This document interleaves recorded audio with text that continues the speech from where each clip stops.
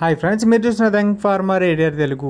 Friends, ఈ వీడియోలో మన ఇంక్యుబేటర్ దగ్గర పొదిగిస్తున్న గుడ్లు కానీ కోడిపెట్ట చేత పొదిగిస్తున్న గుడ్లు కానీ పొదిగి పెట్టిన తర్వాత అవి పిల్లలు అవుతున్నాయా లేదా అనేది ఎలా చెక్ చేసుకోవాలి, పాడైపోయిన గుడ్లని తీసేయడం వల్ల వచ్చే ప్రయోజనం ఏంటనేది ఈ వీడియోలో మీకు ఇక్కడ ఇంక్యుబేటర్లో ఉన్న ఎగ్స్ని చూపిస్తూ మీకు చూపించడం జరుగుతుందండి. చెక్ చేస్తూను ఇవి ఇంక్యుబేటర్లో పొదుగుతున్న ఎగ్స్, మన కోడి దగ్గర పొదుగుతున్న ఎగ్స్ అనేది తీసి చెక్ చేసుకోవచ్చండి.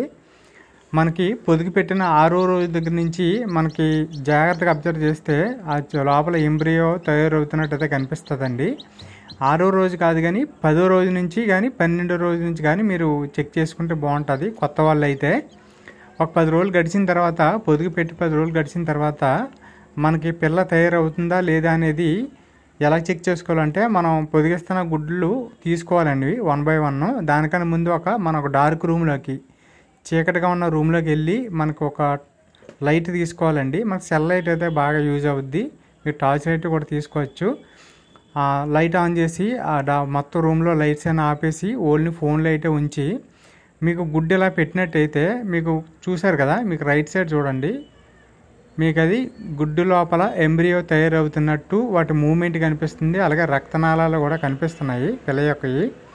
అంటే ఇలా మూమెంట్ ఉండి అలా ఉంటుంది, లోపల తయారవుతుంది అని అర్థం. ఎంబ్రియో గుడ్డు అనేది హెల్తీగా తయారవుతుంది, పొదగబడుతుంది. కొన్ని గుడ్లు ఉంటాయండి, ఆ గుడ్లు డార్క్గా అయిపోయి అసలు ఏ మూమెంట్ అనేది ఉండదు, అలా గడ్డగట్టిన దానిలాగా అయితే ఉండిపోతాయి. అలాంటివి పాడైపోయినట్టు అర్థం అనమాట. ఇక్కడ రెండో గుడ్డు కూడా చూద్దామండి. ఇది కూడా మూమెంట్ కనిపిస్తున్నాయి, బ్లాక్ గుండు కదులుతుంది చూసారు కదా. రక్తనాళాలు లాంటివి కూడా మీకు స్పష్టంగా కనిపిస్తున్నాయి. లోపల ఎంబ్రియో మూవ్మెంటు ఎక్సలెంట్గా ఉందండి, చాలా హెల్తీగా అయితే ఉంది. ఇలా ఉంటే మనకి హెల్తీగా ఉన్నట్టు అనమాట. ఆ గుడ్లుంచి ఏవైతే మూమెంట్స్ లేవో, అసలు డార్క్ ఉండి గడ్డగట్టేసినట్టు అనిపిస్తున్నాయో అవి పాడైపోయినట్టు అర్థం చేసుకొని వాటిని సెపరేట్ చేసేసుకోవాలి.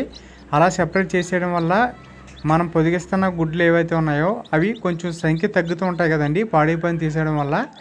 అందువల్ల కోడిపెట్ట దగ్గర అయితే మిగతా గుడ్లకి సక్రమంగా వేడి మంది అవి బాగా పిల్లలు అవ్వడం జరుగుతుంది.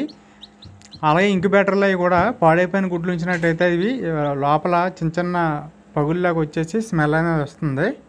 ఆ వాసన వల్ల మిగతా పొదుగుపడుతున్న గుడ్లకి కొంచెం ఇబ్బంది కలిగే అవకాశం అయితే ఉంటుందండి.